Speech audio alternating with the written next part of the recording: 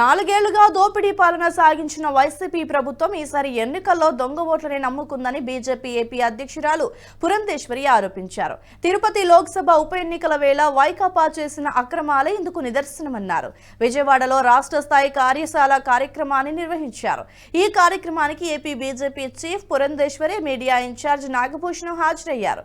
ఈ సందర్భంగా పురంధేశ్వరి మాట్లాడుతూ ఎన్నికలు ఎంతో కాలం లేదన్నారు. ప్రతి కార్యకర్త సిద్ధంగా ఉండాలన్నారు. కేంద్రం నిధులిస్తుంటే తాము అన్ని చేస్తున్నామని వైసీపీ సర్కారు గొప్పలు చెబుతోందని విమర్శించారు. గత 10 భుజాన మోస్తూ ముందుకు తీసుకువెళ్ళవలసినటువంటి బాధ్యత మీ అందరి మీద ఉంటుంది. దానికి ఏ రకంగా ముందుకు వెళ్ళాలి అనేటువంటి అంశాలకు సంబంధించి ఢిల్లీలో మీడియాకు సంబంధించినటువంటి ఒక సమావేశం ఏర్పాటు చేసుకోవడం జరిగింది. ఢిల్లీలో ఉన్నటువంటి నాయకులు, అదేవిధంగా మీడియా సెల్ ఏదైతే ఉందో వారు అనేక సూచనలు, సలహాలు కూడా ఇవ్వడం జరిగింది.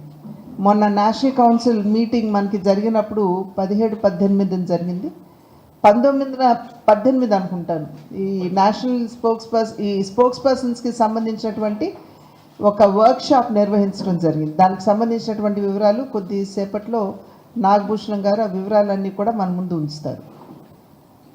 అయితే ఇవాళ స్పోక్స్ పర్సన్స్గా ఒకటి మన పార్టీ చేసినటువంటి పనులేమిటి? ఇవాళ మనం కేంద్రంలో అధికారంలో ఉన్నాం.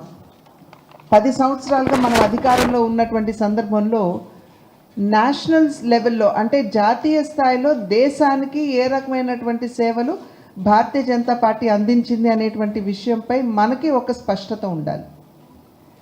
అదేవిధంగా రాష్ట్రానికి అందించినటువంటి సహకారం కూడా ఇవాళ అనేక సందర్భాల్లో మనం చెప్తూ ఉంటాం. రాష్ట్రంలో ఏదైనా అభివృద్ధి జరుగుతున్నది అంటే అది కేవలం కేంద్ర ప్రభుత్వం అందించినటువంటి సహాయం మాధ్యమంగానే. ఏ కార్యక్రమం చూసుకున్నా కూడా సింహభాగం ఇవాళ కేంద్ర ప్రభుత్వం తన సహకారాన్ని అందిస్తున్నటువంటి సందర్భంలోనే ఇక్కడ ఒక రకంగా మనం అభివృద్ధి చూసినా, సంక్షేమాన్ని చూసినా.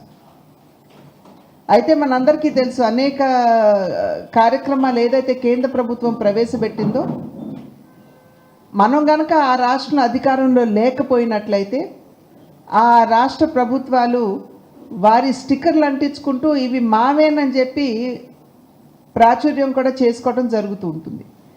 కనుక ప్రజల్లో ఏమిటంటే కేంద్రంలో మీరు అధికారంలో ఉన్నారు, కానీ ఏ రకమైనటువంటి సహకారం మాకు రాష్ట్రానికి అందించడం లేదు, మొత్తం అంతా కూడా రాష్ట్ర ప్రభుత్వమే చేస్తున్నది, అంత భారం రాష్ట్ర ప్రభుత్వం మోస్తుంది. ఈ వీడియో మీకు నచ్చినట్టయితే లైక్ చేయండి, 10 మందికి షేర్ చేయండి. అలాగే కామెంట్ల రూపంలో మీ అభిప్రాయాలను మాతో పంచుకోండి. Nationalist hub group of channels ను సబ్స్క్రైబ్ చేసుకుని తెలుగునాట జాతీయవాద జర్నలిజాన్ని ప్రోత్సహించండి. ఈ వీడియో కింద ఉన్న బెల్ ఐకాన్ పై క్లిక్ చేయడం మర్చిపోవద్దు.